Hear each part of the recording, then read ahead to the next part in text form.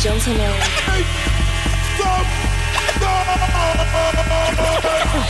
Podcasting since 2005. You were listening to Gamer Tag Radio with your hosts Godfrey, Pete Rock, Paris, Pasta.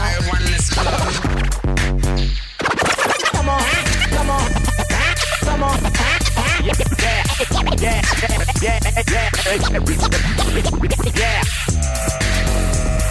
Welcome to Gamer Tag Radio. We have Patrick here in the house. What's up, people? How you doing? Guys having a good week? Good week, man. Hey, did I even introduce myself? Everyone knows who you are. Oh, come on. Just in case. This is Danny, a.k.a. Godfrey, just in case. And also we have Pete Rock. Pete, what's up, man? What up? How you doing? Good, man. So you guys are good? Oh, more than Still good, man. Fallout? Oh, Still my Fallout? God. I'm the king of the wasteland. You have no idea. I've started my own little private army. I'm their general. I mean, like, things are going so my way right now. I'm just having the time of my life. And I'm only 7 hours in. It's kind of absurd. Right. But, yeah, it's quite the fun time. Look forward to playing more of it. Awesome, man.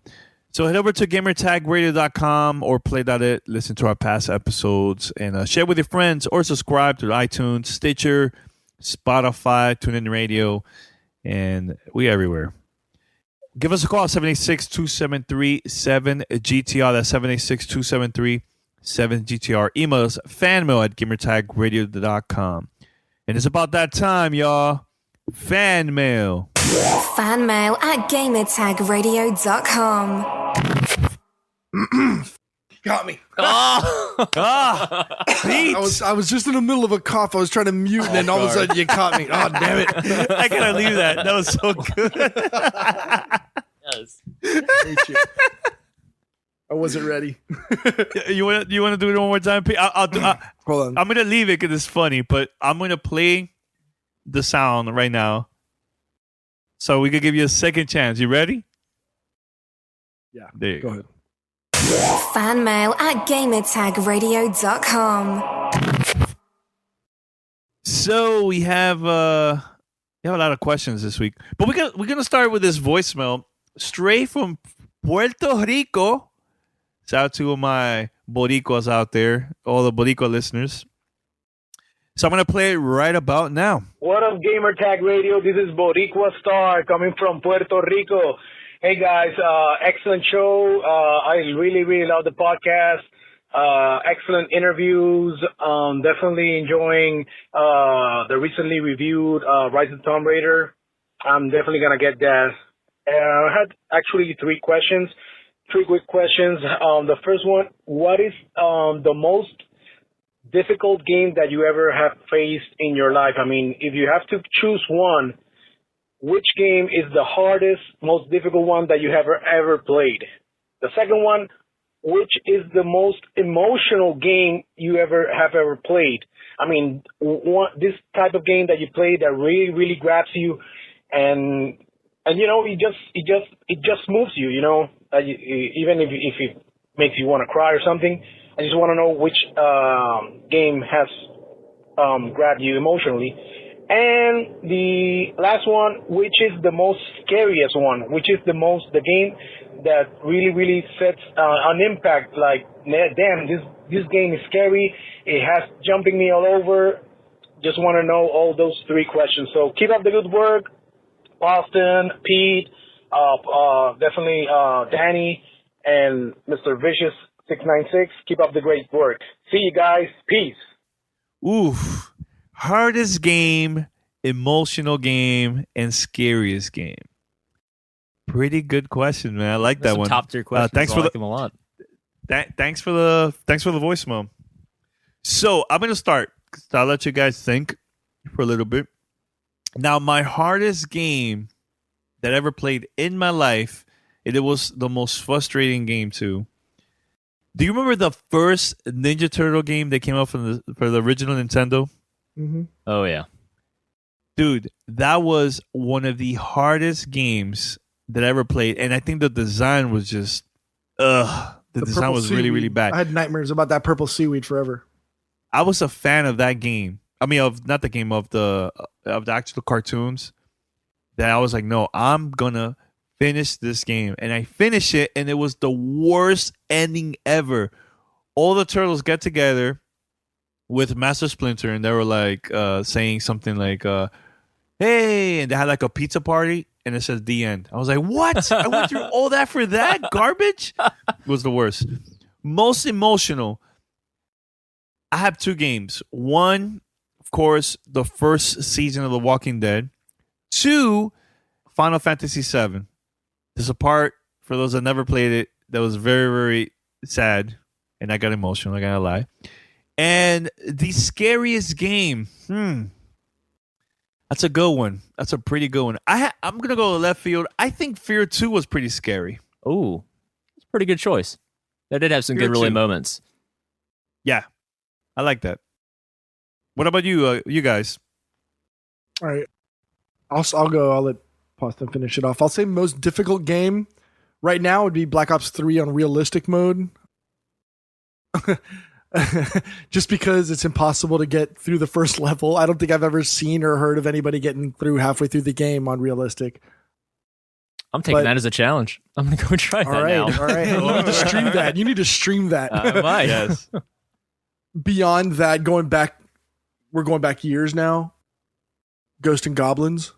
Oh, yeah. Ooh. That's hard. Or Sewer Shark on the Sega CD-ROM. Ooh. Ghosts and Goblins was pretty tough. Yeah.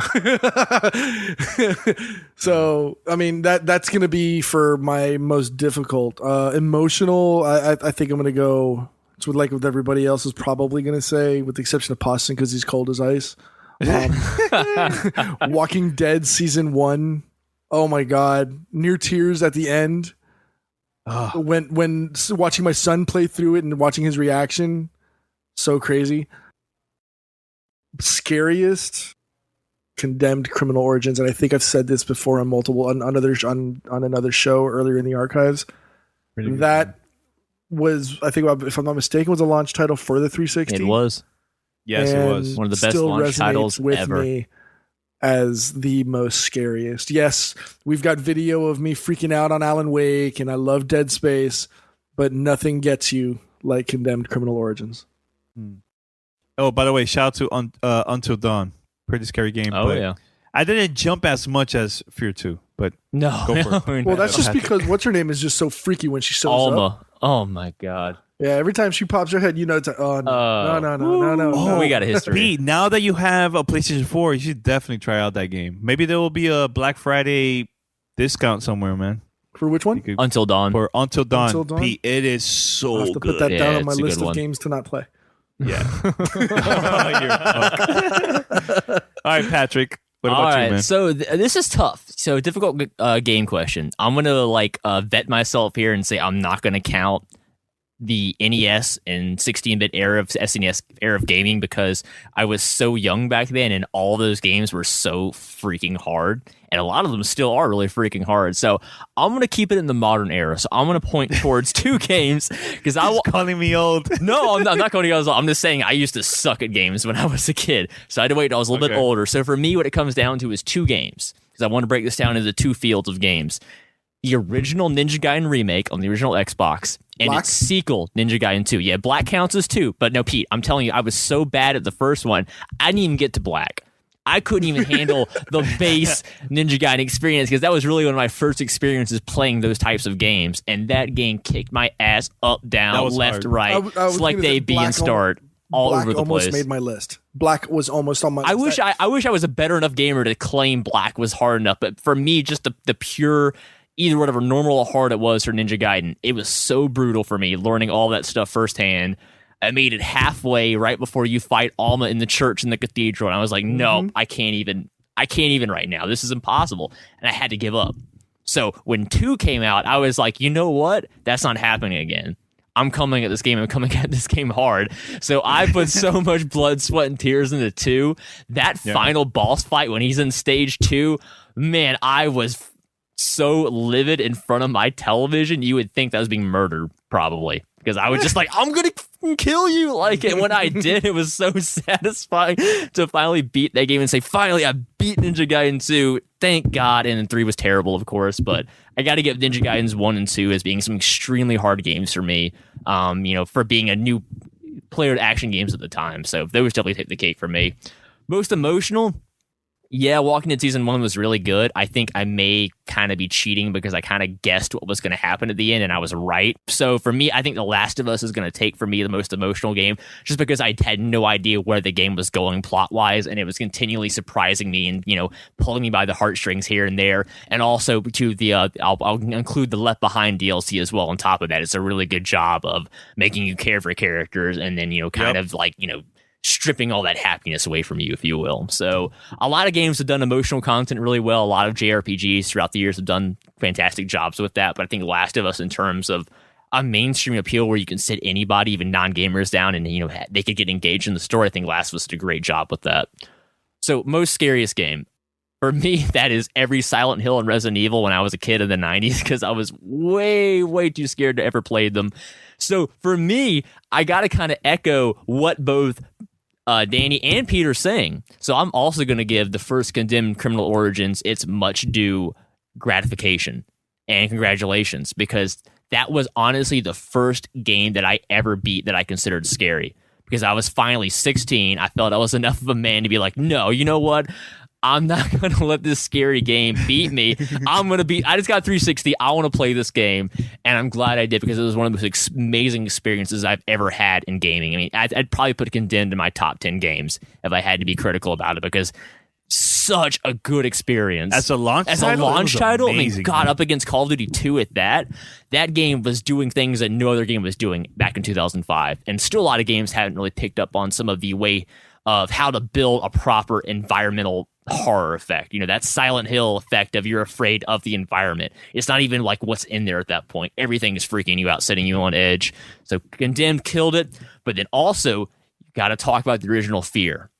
Fear 2 was great, but Danny, for me, the original Fear was one of the scariest games I ever played in my life, because the build-up was so well done between jump scare, slowly getting a plot, psychological horror. Then the last hour of that game is some of the most tense, terrifying, make you jump moments of that game. I have to admit something though, Paris. So good. Possum.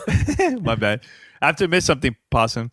I never played the first Fear. You have to. It's the best one in the series by far. Graphically, it's going to look a little dated compared to some more current stuff, but the gameplay is perfect.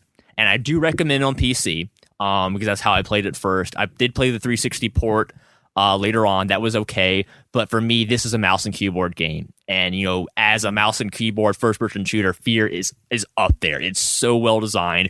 The multiplayer is actually fantastic, and it still has a community on PC because it's such a fun multiplayer setting. But that campaign, that scare factor, it's still just as effective, I think, because the lighting works so well in that game. And you had another one of those really great video game endings, and then 2 amazing pieces of DLC and Extraction Point and Perseus Mandate, which honestly were even scarier than the base game, which I didn't think was possible to do that. So that whole Fear experience, I think it's a tie between that and Condemned as 2 examples of how good first person can be for horror. I know Silent Hill is king to a lot of people. I respect Silent Hill greatly. But for me, in becoming the character, looking through their eyes, that does so much more to scare the shit out of me, let's be honest. Because PT proved that very much. Especially you, Possum, that now that you're getting a PC soon, do me a favor, go to Steam and download Layers of Fear. It's a now I have beaten that on Xbox One. So have you? Oh, you did. Yeah, oh, okay. Did you finish? I think we can talk about that. Did you finish the preview on Xbox One? I finished it on Steam. Okay, so we both had the same Machine. experience. That was a pretty good game. If you haven't checked out Layers of Fear yet, I would recommend it. Because it's that PT style of first-person exploration, very similar to Amnesia as well. I was going to say that. You haven't played Amnesia. Compare that to PT. But I really liked that game a lot. It did a very good job with the atmosphere, the sound, the visuals look fantastic. Obviously, it's a preview game. It's still in active development. But I welcome more things like that. Everyone misses PT greatly. I would love for more things to fill that void. Because for me, horror, it has so many opportunities in gaming.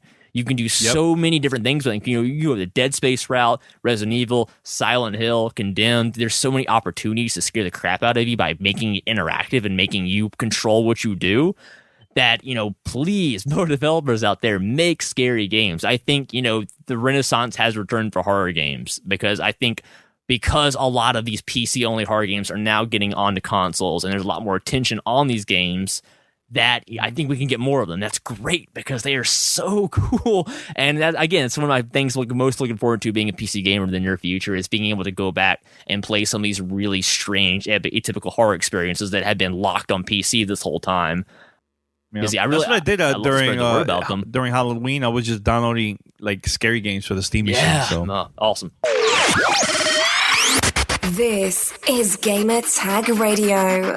Voicemail 786-2737-GTR. This time of year, we want to look our best, especially now with the holidays. A lot of events happening from now all the way to the end of the year. You're going to get together, traveling to meet family, or a nice little gift exchange. Why not try out Harry's? What makes Harry's so special? Harry's is the only shaving company that has both amazing quality plus low prices. German engineered 5-blade cartridges, close shave, no cuts or burn, quality guaranteed. Full refund if you're not happy. Factory direct prices, cut out the middleman, and they sell their blades at half the price. Over 1 million guys have already made the switch, and thousands of more switch every day.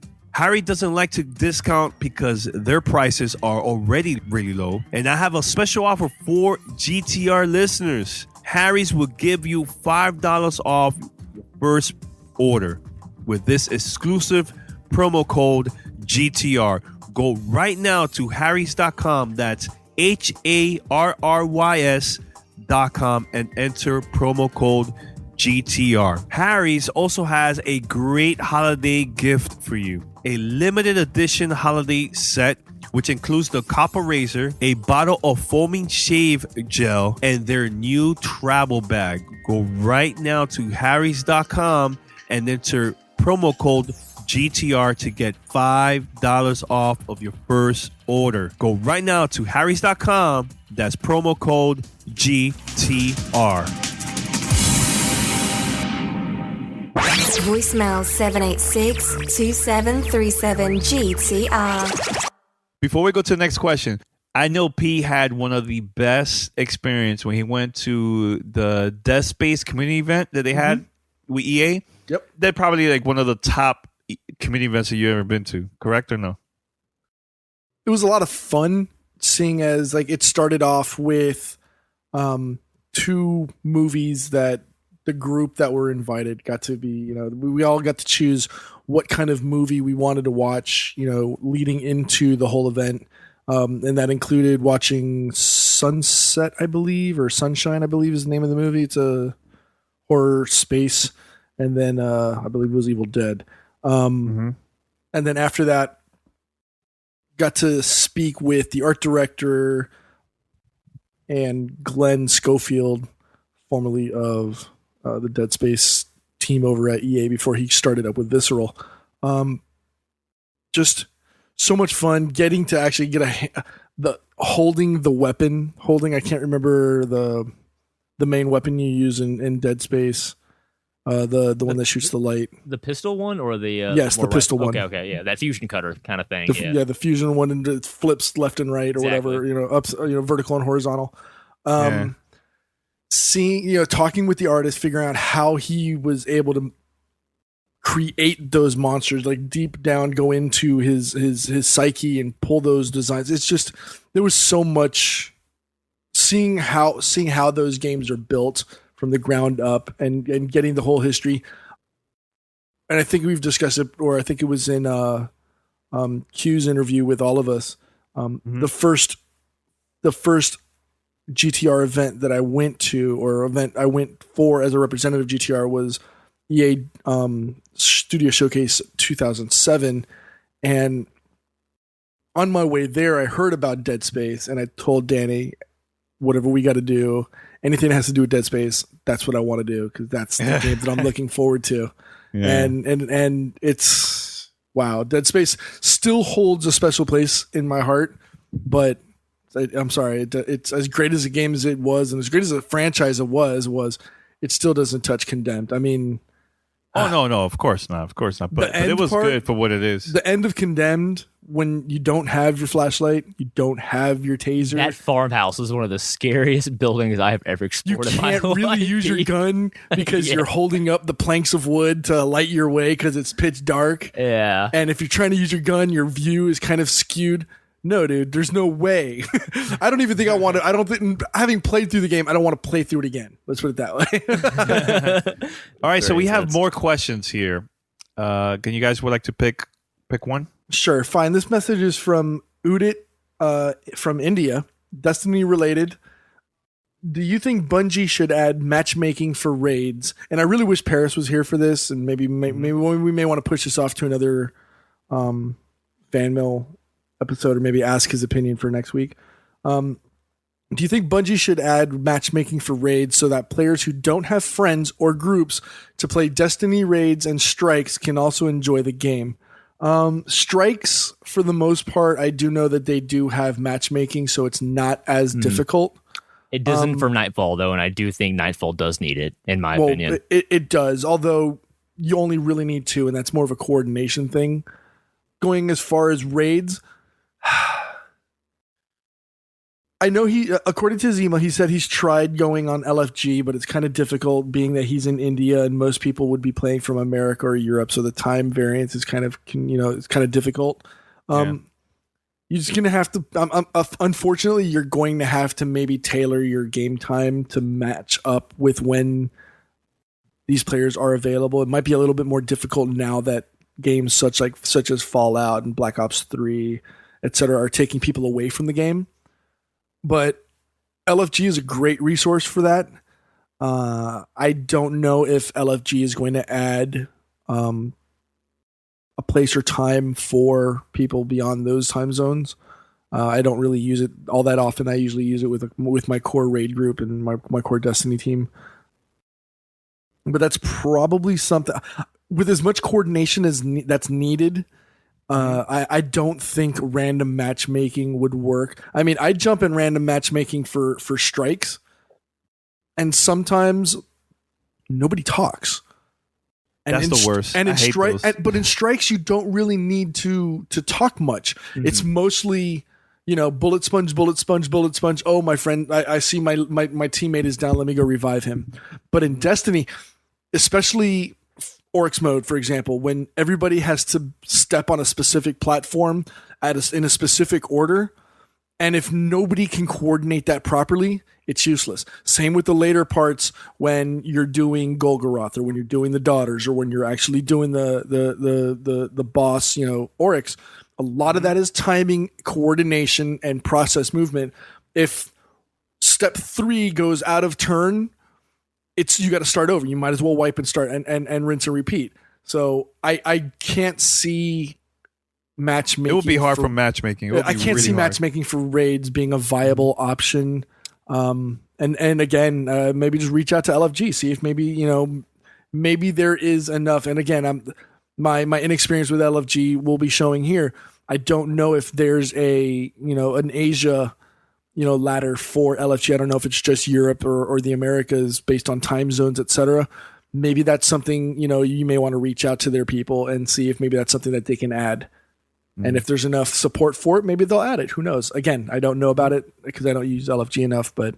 Hey, anybody that's listening on the show, if I am wrong or you need to correct me, throw it up. Maybe we'll read it out next week and we can get Paris's response to this as well. Mm-hmm. Definitely. I have this is a special message because my cousin sent me a message through Instagram, and I have to read it. It's pretty funny. So he wrote, "Cousin, what up, bro? Your podcast is all over the States, man. I just found out that my coworker is a huge fan of your show. When I told that you were my cousin, he couldn't not believe it. Small world, man. If you could send him a shout out. His name is Crossface, XROSS Face. So shout out to him. He listens to the show religiously. Congratulations on your success. All right, shout out to you, man. Thanks for listening to the show, man. Just wanted to give you a quick shout out. This one's from Greg. Shout out to Greg. He says EA Access is a great service, and he says on Thursday before Star Wars comes out, he's going to download the game via EA Access, and it's going to give him about 10 hours of use throughout the whole game for Star Wars. So what he plans on doing is he's going to get the game early to see if he can play the game for the full 10 hours. He can preload it in advance, so he'll be able to play it, for the full 10 hours, not to spend 10 hours actually installing it. He says he's going to buy the disc version of this game when it comes out. He says why? Because of the value of it. He says he's in the Xbox reward programs, and if you buy the physical game from the store, they have it shipped to you with free shipping, and you get $15 in your account as well. He won't have to install the disc because of EA Access is already installed. And when he gets bored of the games months down the line, he can just trade it in, and at some point, it'll pop back up in the EA Access vault, and he can try it again. That's a pretty smart mechanic. So basically, he's just saying, he wants to make sure that he can get his full enjoyment out of Battlefront, and then, if he wants to play it later, at some point, it's going to pop back up in EA Access. That makes sense. So I definitely see that. Certainly, if you're the person that, doesn't keep up with releases as they come out, EA Access is a wonderful value because you're getting so much content. But, I'm getting just not for me who plays games as they come out. But that's a smart thing, Greg. He also shout out to Final Round, which is I don't know if you know what Final Round is, but it's a yearly fighting game tournament in Atlanta, kind of like the biggest in the Southeast. It's going to be March 18th through 20th. He says he's going to be there. Actually, Greg, I've never had a chance to go to Final Round because it's always been the same week as other conventions in Atlanta, but I may just go this year for the first time because I've never been, and I'm kind of curious because I really want to see what's going on with Street Fighter V. So hopefully that's out by then. We will see. So if they have a tournament for that would be amazing. So I may have to just go for that, Greg, if they do have that going on. But shout out, thanks for the feedback as well about using EA Access. All right, this is from Low Men's Dew. Hey guys, so like the subject is are we becoming graphic wars?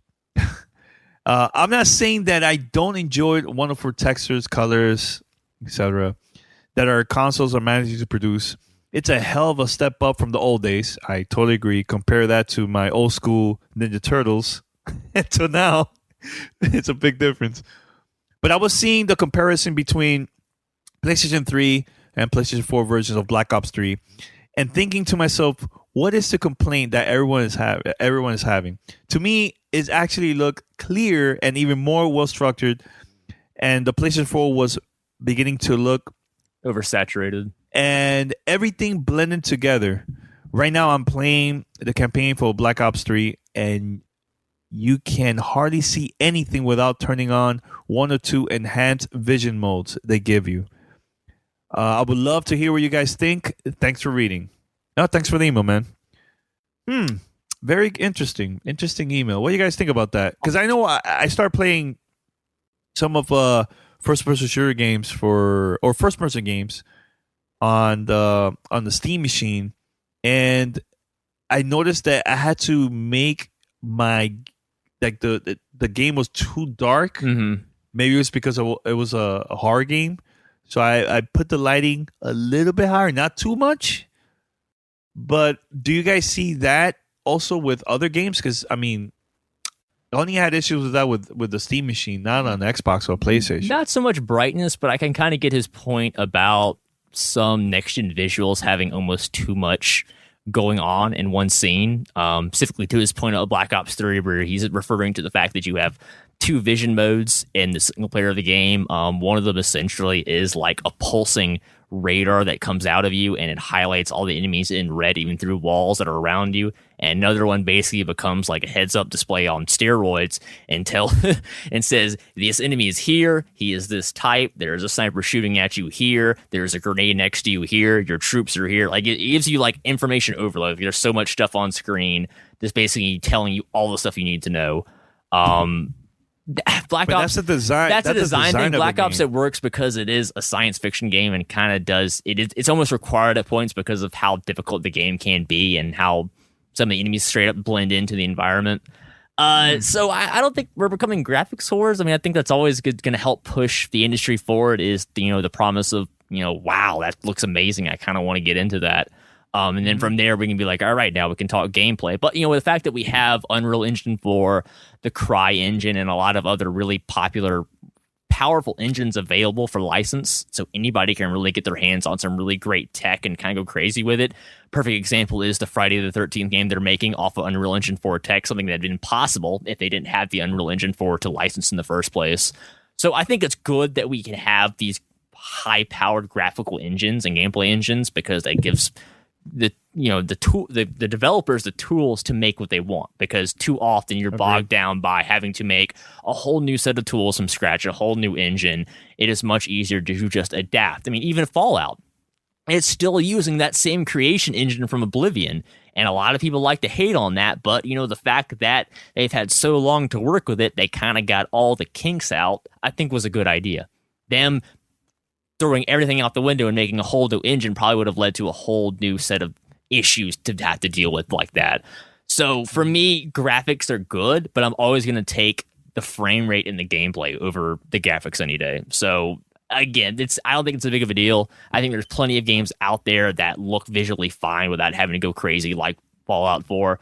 But being Black Ops 3 is also a very beautiful game, but manages to handle that with 60 frames per second and has the cool vision modes on top of it. So it really just depends on what you're playing, I would say. But I mean, I can definitely see his point that some games try to do too much in terms of their visuals, in terms of the gameplay, and that just bogs down the whole experience, because then you feel overwhelmed, or you can't even tell. And some games are just bad because they don't have colorblind options, for example, and you can't even tell what's green, what's red, what's blue. But really, overall, I'm liking where we're at with games right now. I like that they're really pretty, but we're not focusing on that anymore. Because I found to think that now with this generation, we're like, yeah, games look really good, but what? Now what? What can we do with that? What can we make? Is it fun? Is it worth Is it worth it? Is it a different experience? It has a high replay value. Yeah, I can just go see. That's what I concentrate on. Look at Shovel Knight. That game is not graphically. Yeah, it's done very well for itself. And it was that game was so much fun, so. Voicemail 786-2737-GTR. Hey, what's up, Gamertag Radio? Patrick here. I want to take a quick sec to tell you about this sweet new clothing company I recently discovered called TipsyElves.com. Now, Tipsy Elves specializes in selling some really cool Christmas sweaters for the holidays, but I gotta say this, if you're a hardcore gamer like me and you don't own a dedicated onesie for your late night gaming marathons, you, sir or madam, are missing out. You gotta check out Tipsy Elves' line of jumpsuits. They have them for men, they have them for women, they come in a myriad of colors and styles, but the point is this, I managed to grab one of these bad boys just when Fallout 4 was coming out, so for the past 3 weeks, I have been cruising the wasteland in style, taking out Deathclaws, taking out Super Mutants, and basically saving the free world, all while being super comfortable, incredibly warm, and looking pretty snazzy too, I must say so myself. So if you're in the market for a gift for that special someone, or you just kind of want something cool for yourself, go check out TipsyElves.com. Anything you pick up in the store, when you go to the checkout center, enter the code GTR, and you get 20% off your entire order, and that applies to everything in the store right now. So go ahead, check it out. You might just find exactly what you're looking for the holiday season. Voicemail 786-2737-GTR. All right, Potson, before we continue with episode 522, starting this week, we're going to be talking about recommendations for the holidays. Man. It's coming up. It's coming up, the Christmas, for those who celebrate different holidays. Time for the stuff. family, time for, good feelings, happiness, but also there's some really cool stuff out there for some pretty affordable prices, I got to say. I'm usually a big Black Friday shopper this year, but the amount of stuff that's come out, even I haven't been able to keep up with it. So if you've held off on some of these big games that have come out, we got some good news for y'all, because there's some really cool stuff available this year. If you've been a little lagging behind on the gaming sphere, if you're not up to date, you're going to be very happy come Christmas time if you listen to a couple of our suggestions real quick. Definitely. Well, for those that would like to support Gamertag Radio, go now to play.it/gamertag. That's play.it/gamertag. And during the from now all the way to mid-December, we're going to be recommending these items for the holidays that overall from the whole staff that we highly recommend for you guys to purchase this. It's going to be good. So for today, we have 3 items. So let's start off with the first one. Yeah, so first off, we're going to talk about Sony's new PlayStation 4 bundle available right now. It's the Uncharted, the Nathan Drake Collection bundle. Yes. So what this is going to get you is it's going to get you the PS4. It's going to get you all three of the original Uncharted games that came out last generation on the PS3. So if you're like me and you're like a big Xbox 360 gamer, or if you're a Nintendo Wii gamer and you just never ended up picking up a PS3, PS3 has a fantastic library of games to go back and pick out from. But Uncharted definitely rose to the top of the pile, in my opinion, as kind of like the de facto, look what PlayStation can do. You can't get this on anywhere else. So I remember I bought a PS3 late in the life cycle just to play these games. I replayed them recently on PS4 and the Nathan Drake Collection. I was blown away by how well they held up and how good they looked. Even 2007's Uncharted original one, which might be dated by today's standards, they did a fantastic job updating this game visually, and more importantly, getting it to run at 60 frames per second. Because that's the key. A lot of the Uncharted, the 1, 2, and 3, had a lot of moments where the frame rate would dip pretty low when it got into some like heavy, intense action sequences. So like at the time, you could write it off as being, quote unquote cinematic. But when you played at 60 FPS, the way kind of the developers, Naughty Dog, intended you to play it, it's an amazingly fun time. And this is kind of one of those hallmarks of gaming where I tell people like, hey man, if you haven't played gaming in a while, you need to check out Uncharted. You need to see how far we've come in storytelling, voice acting, character animation. I mean, Uncharted really set the bar for a lot of other games to take up that flag and keep carrying it. And now we got the big news of Uncharted 4. It's coming early next year. So really, this is a perfect time to get a PS4. Certainly if you haven't played Uncharted before, this is a pretty killer bundle, I've got to say. Yep, I think it's a must-have. I mean, even though they removed the multiplayer part of the game, and I think that's great because I think Uncharted is all about the story. So why not start from scratch, play Uncharted 1 all the way to 3, and then be prepared and get ready for Uncharted 4 coming out next year. Mm-hmm. I think that's a must-have item in our opinion for the holidays and stuff. But let's go to the next item, and this game just came out a couple weeks ago. It's a must-have. Fallout 4. If you're into the whole Fallout series, this is a must-have in my opinion. There's going to be hundreds of hours. There's so many quests, so many things to do. Just take your time with this game. So yes, I highly recommend to get Fallout 4. If you're an RPG fan, this is a must-have in my opinion. I think Bethesda did a great job. I mean, even if you're not, even if you just enjoy immersive experiences, I mean, I would say the setup of Fallout 4, I don't want to give anything away because the story is really good, and I'm still playing because, as Danny said, it's a very long game. But the way it sets you up and puts you into the world, if you played Fallout 3 or New Vegas and you kind of those people that kind of felt like you felt a little lost, you didn't know what to do, Fallout 4, I think, handles that much better of streamlining you into the experience, putting you in the shoes of, your male or female protagonist, giving you a mission to go do, but that's optional. The whole game is about choice. It's about freedom. It's about exploration. Yep. The combat is vastly improved from the previous games. I mean, I literally can now actually have realistic gunfights without having to use the VATS, the targeting system, which is optional. That's the RPG mechanic. But you can also play it like a traditional shooter as well. So I think it's much more accommodating to new players. I think it's definitely the perfect entry point. If you've never tried a Bethesda open world game like the Elder Scrolls series or the past 2 Fallout games, I highly recommend Fallout 4. I mean, not only is it just one of the best games of this year, it's just a really fun game in general. The immersiveness, the exploration, the setting of Boston, the whole game feels fresh and unique on top of a formula that is proven to work. So really, I mean, even if you're just a casual RPG fan and you're, even if you don't like first-person shooters that much, I do think Fallout 4 is worth checking out. It is an extremely fun game, and more importantly, it's value.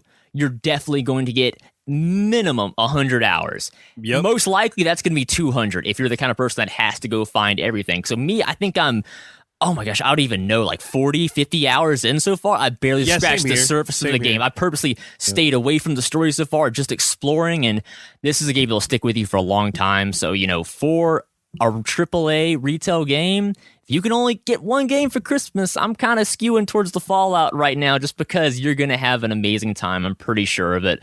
Again, hats off to Bethesda. They did an excellent job bringing the Fallout series, I feel like, into the new generation and making it feel just fresh and new enough and exciting to get people talking. Because everybody I've let play the game that's come over to check it out at my house, they just fall in love with it. Like, oh my gosh, I can't believe they fixed all my complaints with New Vegas and 3. I mean, it's a blast. It's absolutely worth your time. And let's go with the last item for this episode. Highly recommended Xbox One Holiday Bundle. This one is a 1 terabyte console, but it comes with 3 games: Gears of War Ultimate, which is Paulson's one of my favorite games of this year, and also one of my favorite shooters probably of all time. And boy, you talk about bringing a game back. They brought this game back so well. It practically beat out other, what you would call next-gen releases. And this is a game that came out in 2006. It's just a prettier version of that. Much prettier, runs at 60 frames per second, 1080p natively. You're getting all 19 multiplayer maps that came with the game, plus the original DLC that came out for it. 6 game modes. You're getting the entire campaign. You can play that co-op split screen. You can play that co-op online. Total blast to play. I recommend it to anyone that likes shooting games. I mean, I don't think you can't do cover-based shooting better than the first Gears of War, in my opinion. They nailed it, and I'm glad they decided to bring it back and introduce it to not only hardcore fans like me, but to new generations that maybe didn't have a 360 back in the day, didn't get to experience the glory of Gears of War. So, I mean, that's a great bundle right there. But that's not all, Danny. What else does it come with? But it also comes with Rare Replay, one of my favorite games from this year, man. It has 30 iconic games from Rare. I mean, Perfect Dark Zero. What else? Banjo-Kazooie, Banjo-Tooie, Grabbed by the Ghoulies. I mean, Viva Pinata 1 and 2. I mean, it's everything, all the way back from the earliest when they first made Jetpack back in the 80s, that old school arcade game, and it covers everything in those 30 games. So I guarantee you, I mean, if you're my age, if you're Danny's age, you probably had a lot of interaction with Rare throughout your gaming history, because they've had a long period of time to build a huge repertoire of amazing games. I mean, if you're a kid like me and you grew up in the 90s, the N64 was the coolest thing on the planet. Boy, you're all over Banjo-Kazooie. You're all over Perfect Dark. The only thing is... And Killer Instinct. I don't know about Killer Instinct. One of the best fighting games ever made. Oh, Rare Replay. 30 games, $30. That's a deal by itself. You're getting at with this bundle on top of that. And the last game is one of my favorite games of this year, hands down, Ori and the Blind Forest. Digital copy of that game. Wow, that game is so good, and it came out really, really early this year. We review it. If you guys can, check out our review from a past episode of GTR. It's highly recommended, man. Yeah. The first 5-10 minutes of the game, you're gonna cry. It's like it's very, very sad, and the story is so well done that it's gonna get you really into the game. I don't want to like not mention any spoilers or anything like that, but to me, it's one of my favorite games of this year, hands down. I'll put it up there with Fallout and Tomb Raider and all the other games that came out this year, man. Well said. I'm glad you brought that up. I was going to say that, but you mean if you're a regular listener to the show, you know the running joke is that video games can't make me cry. The prologue of Ori totally hit me right in the feels. I mean, it emotionally setting you up. And on top of that, it's a gorgeous, beautiful 2D platformer in an age where we really don't get games like that anymore. I mean, this is a blast to play. I'm not even really a 2D platformer guy at all, but listening to the review that you guys did for this, it made me run out and buy it the next day, no question, and I have thoroughly enjoyed playing it on and off since. Amazing soundtrack. Amazing soundtrack, beautiful visuals. I mean, the industry needs more games like this because it proves that video games are just as much as an art form as any other medium out there. Fantastic game. So this is a trifecta of a collection. I mean, for me, this is hitting all of the kind of the high points of being a gamer in the current age right now. You're getting exposed to, in my opinion, one of the best third-person shooters ever made. You're getting Rare's entire huge catalog of incredibly fun games throughout the years, and you probably have some special attachment to a couple of those like I do. And then Ori, which for me is kind of like a sleeper hit of the year. Like, I mean, more people need to hear about this game. I mean, this, I think, because it came out early in the year, it got, kind of pushed aside because of the focus on right now, the holiday season. But man, if you, for an Xbox One gamer, I'd recommend you get this anyway. So you might as well just get it with the system. So I think this is a wonderful bundle. I almost feel kind of cheated that I bought my system and I didn't get any games when I bought mine. I had to go buy games on the side. So if you've waited this long, congratulations, your patience has paid off. This is a fantastic bundle. So if you want to support Gamertag Radio, go right now to play.it/gamertag. That's play.it/gamertag. And click one of these links. It's going to take you directly to Amazon and just purchase. And right there, you're going to be supporting GTR. Voicemail 786-2737-GTR. All right. So it's been over a month, that Alienware sent me their new product, Alienware Steam Machine. which if you listen to the past episode of GTR, I was not really too hype about it. I was like, oh yeah, it looks cool, whatever. I feel like it was more for the PC gamer, So when Alienware contacted me and said that they wanted to send a Steam Machine, for me to talk about it on the show and review it, I was like, all right, sure, I'll try it out. I talked to, the guys, Paris, Patrick, P. I was like, look, I want to try this out with an open mind. I'm not a huge PC person, but maybe this would change my mind about Steam. Let me check it out, Even though I have Steam on my laptop, but I never really played like The Witcher 3, and so on. So, I tried it out for the first time, and it's pretty cool. So the console is the size of the original Wii. Very, very quiet when you turn it on. Quieter than an Xbox One and PlayStation 4. And my console is actually it has a terabyte of hard drive. So I've been downloading a lot of the content. Like for example, I have the whole Valve catalog for me there on my console. Have like Portal 2, etc. Half-Life and all that stuff. So this console also comes with a Steam controller. Now let me tell you this: I was it felt very weird playing with a Steam controller at first, but after a while, I really, really like it. I think that if you do get the Steam Machine, I highly recommend for you to try out Portal 2. It's the best, in my opinion, the best game to play with a Steam controller. I mean, there's a lot of other games out there that you could also try it out, but I really, really enjoy this controller playing in that game. It's so well done, man. All right, so my model is a Core i3 dual core, a 8 gigabyte of RAM, 1 terabyte hard drive, and a 860M 2 gigabyte GPU. This console is upgradable. You could add more RAM or more hard drive, but the motherboard and video card is not upgradable. I know there's some people out there that love to upgrade the video card and everything. You can't do this at all with this console. I'm going to right now scroll down to the games that I have with the Steam Machine. One of them is Among the Sleep. Basically, you're a baby and you're looking for your mother, and there's a teddy bear that starts talking to you, and eventually it sounds all nice and sweet, but this turns into like a horror game kind of. So it's a great game. I know I've seen this before through Kickstarter. Love it. Also, Cactus, a 4-player co-op game where it's kind of similar to think of it as like one of those Geometry War type games like that, but it's 4 female characters, and you're there battling out with enemies, and there's a lot of cool bosses in there too. Also, Brute Force, great game. City Skylines, great game. Of course, I went to this game that's also available for the Xbox One. It's called Layers of Fear. One of the scariest games that I've seen, and it's an early access game. Highly recommend. And David to slash out to him. He also recommended me to download Jazz Punk, which is a pretty cool indie game for Steam. There's a lot of games that I've been trying out, and also this one that works perfectly with the Steam controller is called This War of Mine. It's like a strategy type game.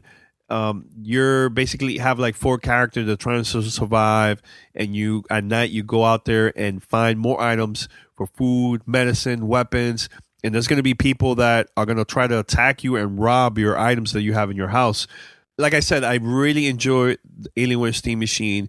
You could play this with the Steam controller, or you could also connect your Xbox One controller or your Xbox 360 controller. And also, I've been hearing that also the PlayStation 4 controller works. I haven't tried that out yet. Like if you want to play local games, this is work perfectly for that. Now, here's the thing that I wish they could fix, because I'm not this type of person that always going to give great feedback about an item. I would like to talk about this because I want Steam and also Anywhere maybe in the future they update this software and make the product even better. From now to 2016, next year probably they're gonna make it even better and stuff. So it's very, very early still. First thing, when I got the Steam Machine and I went to the store to actually find a game to download, it was like too much for me. It was really, really hard for me to find games from the store to download. It was like just too much. Imagine someone that doesn't have a Windows PC or doesn't have a Mac. How are they gonna find games for Linux? That's the only thing that bothered me a little bit. It was just a pain. So it was easier for me to go through the online store using my computer and filter it. Okay, which games are available for the Steam OS? And I found the games through there. I bought it. So when I turned on my console, it was already there, like that. Or I mentioned this on the show a couple episodes ago. Any listeners out there that knows about great games that they should recommend me to download that's for SteamOS, send me an email. And I got a lot of emails from listeners and people from Twitter and social media. And shout out to David, Patrick, David, Paris, and also Mandy recommend me some games for me to download, which I've been having a blast and stuff. So thank you and everybody out there that been listening to the show, recommend me some games on Steam. Another thing too is I could turn off my console with using the controller, but I can't turn it on. So every time I decide to use the Steam machine, I have to get up, press the button to turn it on every single time. I hope in the future they can have an update with the Steam controller or in the system too that I could just turn it on by pressing a button. I think that's a little bit kind of strange. Another thing too, I would like to see video apps for this console, like the Wii U, Xbox One, PlayStation 4, PlayStation 3. You could download these apps and watch videos through there. Even Apple TV and Amazon Fire, you could download, Netflix, WWE Network, YouTube, all these, video apps available for those products, but not for Alienware. That to me is a little bit weird. Yes, I could watch YouTube through the website on Alienware, but the thing is, if I choose to go somewhere else within the dashboard, the video is going to keep on playing in the background and it doesn't stop. So that's a little bit. I hope they can fix that in the future. But overall, I really been enjoying the Alienware Steam Machine all the way. I've been having a blast. I've been playing it a lot lately, and it's not even about downloading these third-party AAA games. It's not even about that, because yes, I could play it there, and if you have a PC, it's even a plus because you can stream it. But the thing that I like the most is discovering these indie games that's not available on Xbox One or PlayStation 4. And there's a lot of independent games that is so well done. And there's going to be more down the road. Imagine from now till next year, we're going to be seeing a lot more games and hopefully more third-party games. Maybe they're going to be getting support for SteamOS. Right now, of course, I downloaded BioShock Infinite. It looks great. I have the old school Star Wars RPG game that it also works for the SteamOS and stuff. And I highly recommend it. Is this something that's going to make you stop playing your PlayStation 4 and Xbox One? No. But if you want something different or games that's not available on those consoles, why not try the Alienware Steam Machine? And if you have a PC, it's a plus for you guys. I don't have a PC. I have a Mac. But hopefully in the future, I could stream games on my Mac through the Steam Machine. And hopefully they will add that in the future. So let's play this right now. It's a conversation with my cousin, Jonathan. He's a huge Steam fan. Huge. He plays this all the time at home. And this is the first time him playing the Steam Machine. So let's check it out. All right, so I'm here with my cousin. Should I call you Broly, like in your gamer tag, or how call me John? Jonathan. You good with? All right, yeah. Just in case, some people love to promote their username, gamer tag, PSN. Broly Bro, yeah, Broly space Bro at Xbox or Steam. It's with the underscores because you can't do spaces. So true. Speaking of Steam, we're gonna talk about Steam Machine. What I did was I invited a couple, like my brother, his kids, my nephews and stuff, and also my cousin John. We've been playing for a couple of hours Steam Machine. This is your first time. So what my plan was, I wanted to get someone that's really into consoles and another person that's really into Steam. You love Steam. I know you're a huge fan of Steam, correct? Yeah, Steam is the best. I mean, the deals you can get, nobody out there can beat it. Exactly. Now, so this is your first time trying out the Steam Machine. So far, your first impressions? Well, at first, when you showed me the controller, I was like, what the hell do I do with this? So you explained it, and I'm like, okay, this works like this, and this works like that. It's a pretty unique, that's probably the best word. It's a unique controller. There's no other controller like it. The machine itself is awesome. Like if you don't like the controller, you can still hook up your Xbox controller, PS4 controller. Well, for those that don't know, we're talking about the Alienware Steam Machine because there's so many Steam machines out there. But the one that we have is the Alienware version, and it's 1 terabyte.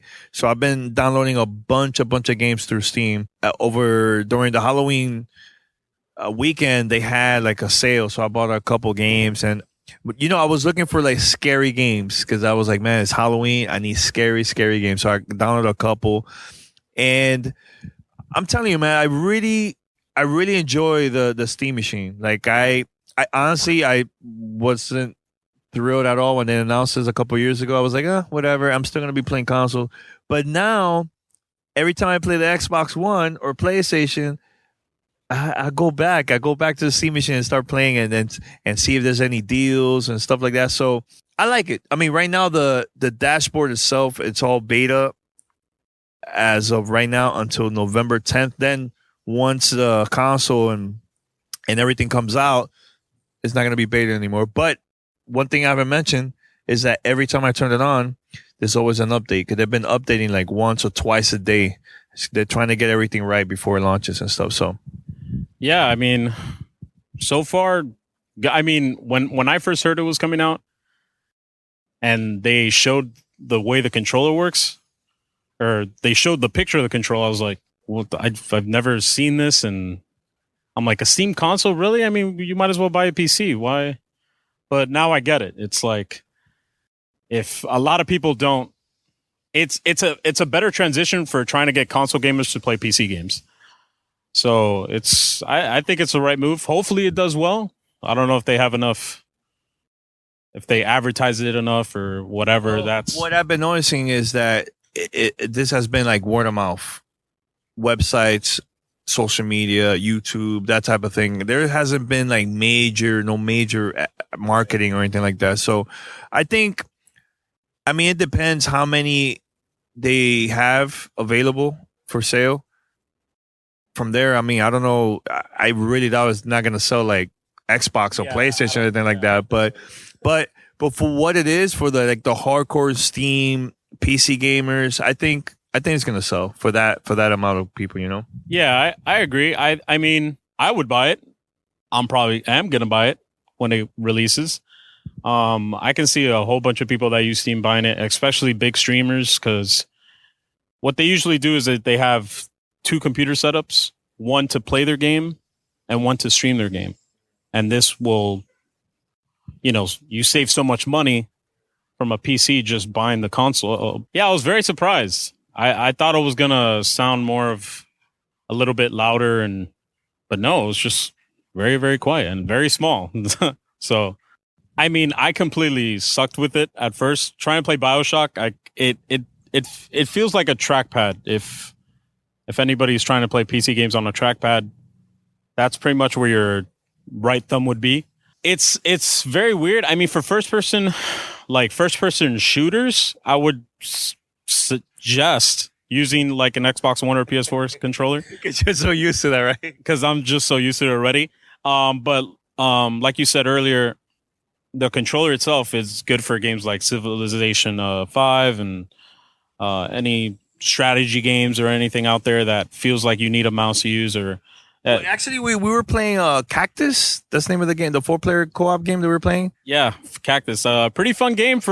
I had no idea about it. And dude, what I did, I was like doing my research because I've been doing that a lot for the past 2 weeks. Like, I'm all right. I want to find the right co-op games, the right local co-op games. And that game, I found it, and it's really, really cool. It's basically is all female characters, And each female characters, they have 2 weapons, primary and a secondary. Secondary lasts a little bit for like a couple seconds, right? And think of it as Geometry Wars, but with a bunch of enemies, and there's bosses, and it gets really, really tough.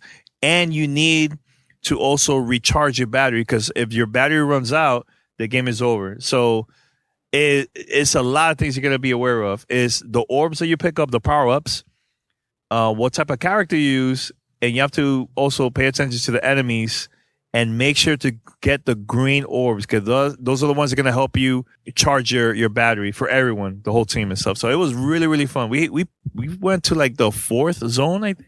Yeah. The 4th zone really started getting tough at the 3rd zone for us.